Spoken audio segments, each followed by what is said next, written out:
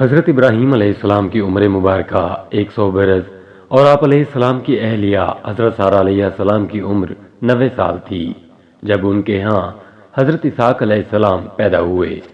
ان دنوں حضرت ابراہیم علیہ السلام ملک شام میں رہائش پذیر تھے، جبکہ بڑے صاحبزادے حضرت اسماعیل علیہ السلام 14 سال سے مکہ مکرمہ میں اپنی والدہ حضرت ہاجرہ علیہ السلام کے ساتھ مقیم تھے۔ ایک دن اللہ تعالیٰ نے فرشتوں کی ایک جماعت کو زمین پر بھیجا تاکہ وہ قوم لوط پر عذاب الہی نازل کریں جو حد سے گزر چکی تھی۔ یہ فرشتے پہلے حضرت ابراہیم علیہ السلام کے پاس آئے اور انہیں اللہ تعالیٰ کی جانب سے ایک سعادت مند بیٹے کی خوشخبری سنائی۔ چونکہ حضرت سارہ علیہ السلام بوڑھی تھیں، فرشتوں کی اس خوشخبری پر انہیں بڑی حیرت ہوئی اور تعجب بھی، جس کا ذکر اللہ تعالیٰ نے قرآن پاک میں یوں فرمایا: ہم نے اس کو یعنی حضرت سارہ علیہ السلام کو اسحاق علیہ السلام کی اور اسحاق علیہ السلام کے بعد یعقوب علیہ السلام کی خوشخبری دی تو انہوں نے کہا، اے ہے میرے بچہ ہوگا، میں تو بڑھیا ہوں اور میرے شوہر بھی بوڑھے ہیں، یہ تو بڑی عجیب بات ہے۔ انہوں فرشتوں نے کہا، کیا تم اللہ کی قدرت سے تعجب کرتی ہو؟ اے اہل بیت، تم پر اللہ کی رحمت اور اس کی برکتیں ہیں۔ حضرت ابراہیم علیہ السلام بھی اس خوشخبری پر بڑے حیران ہوئے کیونکہ وہ بہت بوڑھے ہو چکے تھے، لہٰذا انہوں نے بھی ازراہ تعجب فرشتوں سے فرمایا، جب مجھے بڑھاپے نے آ پکڑا تو تم خوشخبری دینے لگے، اب کاہے کی خوشخبری دیتے ہو؟ انہوں نے کہا، ہم آپ علیہ السلام کو سچی خوشخبری دیتے ہیں، آپ علیہ السلام مایوس نہ ہوں۔ غرض حضرت اسماعیل علیہ السلام کی پیدائش کے 14 سال بعد اللہ تعالیٰ نے آپ علیہ السلام کو ایک اور سعادت مند فرزند حضرت اسحاق علیہ السلام عطا فرمائے، جس پر حضرت ابراہیم علیہ السلام بار بار اللہ تعالیٰ کا شکر ادا کرتے تھے۔ قرآن پاک میں ارشاد باری تعالیٰ ہے، ابراہیم علیہ السلام نے کہا، اللہ کا شکر ہے جس نے مجھے اس بڑھاپے میں اسماعیل علیہ السلام اور اسحاق علیہ السلام بخشے، بے شک میرا پروردگار دعاؤں کو سننے والا ہے۔ حضرت اسحاق علیہ السلام کی پیدائش اسی سال ہوئی جس سال حضرت ابراہیم علیہ السلام اور حضرت اسماعیل علیہ السلام نے اللہ کا گھر خانہ کعبہ تعمیر کیا۔ حضرت اسحاق علیہ السلام نبوت کے منصب پر۔ حضرت اسحاق علیہ السلام کے نبی ہونے کی گواہی خود قرآن کریم میں دی گئی ہے۔ اللہ تعالیٰ نے ارشاد فرمایا، اور ہم نے ان کو اسحاق علیہ السلام کی بشارت بھی دی کہ وہ نبی اور نیکوکاروں میں سے ہوں گے، اور ہم نے ان پر اور اسحاق علیہ السلام پر برکتیں نازل کی تھیں، اور ان دونوں کی اولاد میں صالح لوگ بھی ہیں اور اپنے آپ پر صریح ظلم کرنے والے یعنی گناہ گار بھی۔ حضرت اسحاق علیہ السلام کو اللہ تعالی نے نبوت عطا فرمائی اور آپ علیہ السلام کی اولاد بنی اسحاق کہلائی۔ بعد ازاں بنی اسرائیل میں جتنے بھی نبی پیدا ہوئے سب کے سب آپ علیہ السلام ہی کی نسل سے تھے۔ چنانچہ قرآن پاک میں اللہ تعالیٰ فرماتا ہے، اور ہم نے انہیں اسحاق علیہ السلام اور یعقوب علیہ السلام بخشے اور ان کی اولاد میں پیغمبری اور کتاب مقرر کر دی، اور ان کو دنیا میں بھی ان کا صلہ عنایت کیا اور وہ آخرت میں بھی نیک لوگوں میں ہوں گے۔ حضرت اسحاق علیہ السلام کی شادی۔ حضرت اسحاق علیہ السلام کی شادی حضرت ابراہیم علیہ السلام کے بھائی ناہور کی پوتی رفقہ سے ہوئی۔ شادی کے وقت حضرت اسحاق علیہ السلام کی عمر 40 سال تھی۔ انہیں اولاد کی بڑی خواہش اور تمنا تھی، جس کے لیے وہ بارگاہ الہی میں دعائیں کیا کرتے تھے۔ آپ علیہ السلام کی دعائیں قبول ہوئیں اور شادی کے 20 برس بعد اللہ تعالیٰ نے آپ علیہ السلام کو 2 جڑواں بیٹے عطا فرمائے۔ پہلے کا نام مہیسو رکھا گیا، جسے اہل عرب مہیس کے نام سے پکارتے ہیں۔ ان کی اولاد رومی کہلائی۔ دوسرے کا نام یعقوب رکھا گیا، جن کا لقب اسرائیل تھا، اور ان کی نسل بنی اسرائیل کہلائی۔ حضرت اسحاق علیہ السلام کی دعاؤں کا اثر۔ مورخین تحریر کرتے ہیں کہ حضرت اسحاق علیہ السلام اپنے بڑے بیٹے مہیس سے زیادہ محبت کرتے تھے، جبکہ ان کی اہلیہ رفقہ اپنے چھوٹے بیٹے یعقوب کو زیادہ چاہتی تھیں۔ آخری عمر میں حضرت اسحاق علیہ السلام کی بینائی ختم ہو گئی تھی اور آپ علیہ السلام نابینا ہو گئے تھے۔ دونوں بیٹے سعادت مند تھے اور باپ کی بے حد خدمت کیا کرتے تھے۔ بڑا بیٹا محیط شکار کا شوقین تھا اور عموماً شکار کا گوشت لا کر والد کو کھلایا کرتا تھا، جس کے بدلے اسے خوب دعائیں ملتیں۔ ایک دن کا واقعہ ہے کہ حضرت اسحاق علیہ السلام کا شکار کا گوشت کھانے کو دل چاہا تو انہوں نے محیط سے اپنی خواہش کا اظہار کیا۔ وہ والد کے لیے شکار کی تلاش میں نکل کھڑا ہوا۔ ادھر والدہ نے جب یہ سنا تو چھوٹے بیٹے یعقوب علیہ السلام سے کہا، بیٹا کیا ہی اچھا ہو کہ تم محیط کے آنے سے پہلے بکری ذبح کر کے کھانا والد کو پیش کر دو، اس طرح تمہیں دعائیں مل جائیں گی۔ حضرت یعقوب علیہ السلام نے والدہ کی ہدایت پر عمل کیا اور جلدی سے بکری کا گوشت بھون کر والد کی خدمت میں پیش کر دیا۔ نابینا والد نے کھانا تناول فرمایا اور دعائیں دیں کہ اللہ تمہارے مرتبے کو بلند فرمائے اور تمہاری نسل میں انبیاء اور بادشاہ پیدا فرمائے، تمہیں کشادہ رزق اور اولاد کثیر عطا فرمائے۔ کچھ دیر بعد بڑے صاحبزادے شکار کا گوشت لے کر خدمت میں حاضر ہوئے اور تناول فرمانے کی درخواست کی، جس پر حضرت اسحاق علیہ السلام کو بڑا تعجب ہوا۔ وہ گویا ہوئے، اے بیٹے یہ کیا ہے؟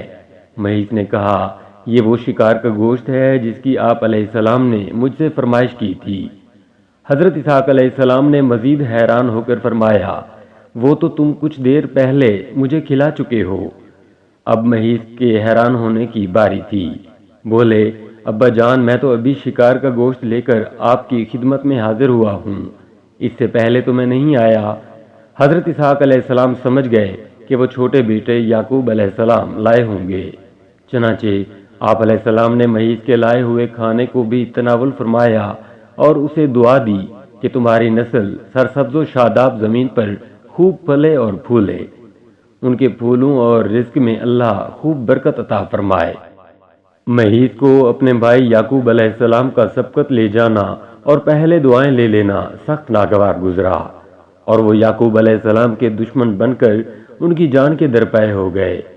والدہ نے جب محیط کے غم و غصے کو دیکھا تو انہیں خوف محسوس ہوا اور انہوں نے چھوٹے بیٹے یعقوب علیہ السلام سے کہا کہ تم فوری طور پر شام چھوڑ کر اپنے ماموں کے پاس حران چلے جاؤ، مجھے ڈر ہے کہ محیط تمہیں قتل نہ کر دے۔ جب بھائی کا غصہ ختم ہوگا تو میں تمہیں واپس بلوا لوں گی۔ حضرت اسحاق علیہ السلام کو بھی معاملات کی نزاکت کا احساس تھا، چنانچہ انہوں نے اس فیصلے کی حمایت کرتے ہوئے حضرت یعقوب علیہ السلام کو فوری چلے جانے کا مشورہ دیا۔ یوں حضرت یعقوب علیہ السلام والد اور والدہ سے دعائیں لے کر ملک شام سے ہجرت کر گئے۔ توریت میں تحریف۔ بنی اسرائیل نے اللہ کی کتاب توریت میں تحریف کرتے ہوئے حضرت اسحاق علیہ السلام کو ذبیح اللہ قرار دیا ہے۔ توریت میں یوں تھا، اللہ نے اپنے اکلوتے بیٹے کو ذبح کرنے کا حکم دیا۔ اسرائیلیوں نے اس میں تحریف کر کے یوں کر دیا، اللہ نے حضرت ابراہیم علیہ السلام کو اپنے پہلے بیٹے اسحاق علیہ السلام کو ذبح کرنے کا حکم دیا۔ یہاں لفظ اسحاق ان کی طرف سے توریت میں اضافہ ہے، اور یہ سراسر جھوٹ، بہتان اور گمراہی ہے، جس کی وجہ بنی اسرائیل کا اہل عرب سے حسد ہے۔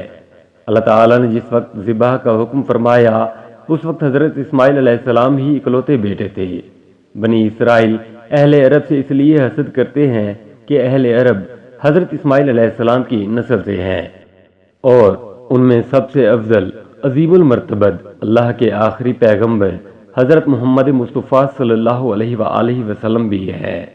بنی اسرائیل کی شدید خواہش ہے کہ وہ عظیم اور جلیل القدر شرف و مرتبہ جو مسلمانوں کو ملا ہے اسے غلط قرار دے کر خود سے منسوب کر لیں، اور اپنے اسی مذموم اور جھوٹے منصوبے کی خاطر انہوں نے اللہ کی کتاب توریت میں بھی تبدیلی کر ڈالی۔ تفسیر ابن کثیر میں واقعہ بیان کیا گیا ہے کہ ایک یہودی عالم حضرت عمر بن عبدالعزیز رحمۃ اللہ علیہ کے زمانے میں مسلمان ہوا تو انہوں نے اس سے پوچھا، حضرت ابراہیم علیہ السلام کے کون سے بیٹے کو ذبح کرنے کا حکم ہوا تھا؟ اس نے جواب دیا، اے امیر المومنین، اللہ کی قسم وہ اسماعیل علیہ السلام ہی تھے، اور یہودی بھی اس بات کو خوب جانتے ہیں، لیکن عربوں سے حسد کی وجہ سے وہ کہتے ہیں کہ ذبح کرنے کا حکم اسحاق علیہ السلام کے بارے میں تھا، نہ کہ حضرت اسماعیل علیہ السلام کے بارے میں۔ یہود و نصارہ کے بارے میں اللہ تعالی نے قرآن پاک میں فرما دیا ہے کہ وہ کبھی مسلمانوں کے دوست نہیں ہو سکتے۔ ارشاد باری تعالی ہے، اے ایمان والو، تم یہود و نصارہ کو دوست نہ بناؤ، یہ تو آپس میں ہی ایک دوسرے کے دوست ہیں۔ تم میں سے جو بھی ان میں سے کسی سے دوستی کرے وہ بے شک انہی میں سے ہے۔ اللہ تعالی ظالموں کو ہرگز راہ راست نہیں دکھاتا۔ ان آیات کی شان نزول کے بارے میں بیان کیا جاتا ہے کہ حضرت عبادہ بن صامت انصاری رضی اللہ تعالی عنہ اور رئیس المنافقین عبداللہ بن ابی دونوں ہی عہد جاہلیت میں یہود کی حلیف چلے آ رہے تھے۔ جب بدر میں مسلمانوں کو فتح حاصل ہوئی تو عبداللہ بن ابی نے بھی اسلام کا اظہار کیا۔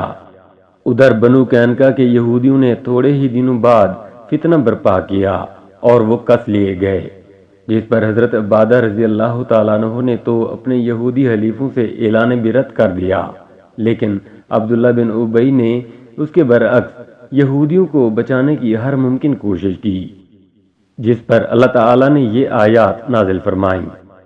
اسی طرح ایک جگہ ارشاد ہے کہ یہودی اور نصارہ تم سے ہرگز راضی نہ ہوں گے جب تک تم ان کے طریقے پر نہ چلنے لگو۔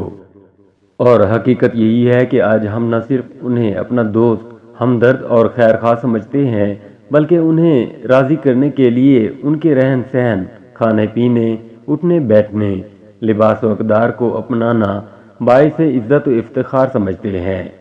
اب تو جہالت یہ ہے کہ نکالی اغیار نے ہمیں کہیں کا نہ چھوڑا۔ مسلمانوں کی اسی حالت زار پر علامہ اقبال رحمۃ اللہ علیہ نے فرمایا، شور ہے ہو گئے دنیا سے مسلمان نابود، ہم یہ کہتے ہیں کہ تھے بھی کہیں مسلم موجود، وضع میں تم ہو نصارہ تو تمدن میں ہنود، یہ مسلمان ہیں جنہیں دیکھ کے شرمائیں یہود۔ حضرت اسحاق علیہ السلام کا قرآن مجید میں ذکر۔ اللہ جل شانہ نے اپنی مقدس کتاب قرآن پاک میں حضرت اسحاق علیہ السلام کا ذکر 16 مرتبہ فرمایا ہے۔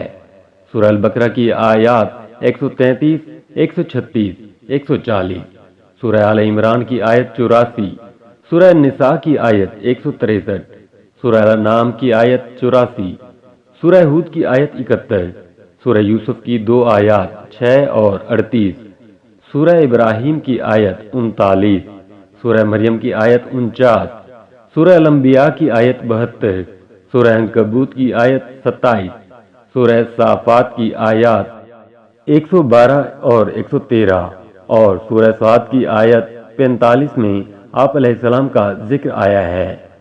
حضرت اسحاق علیہ السلام کی وفات۔ حضرت اسحاق علیہ السلام نے 180 سال کی عمر میں وفات پائی، جبکہ بعض کتب میں 160 برس تحریر ہے۔ وفات کے وقت آپ علیہ السلام کے دونوں صاحبزادے مہیث اور حضرت یعقوب علیہ السلام آپ علیہ السلام کے پاس موجود تھے، جنہوں نے آپ علیہ السلام کو اپنے دادا حضرت ابراہیم علیہ السلام کے پہلو میں دفن کیا۔ بعض محققین نے حضرت اسحاق علیہ السلام کے زمانے کا تعین 23 صدی قبل مسیح کیا ہے۔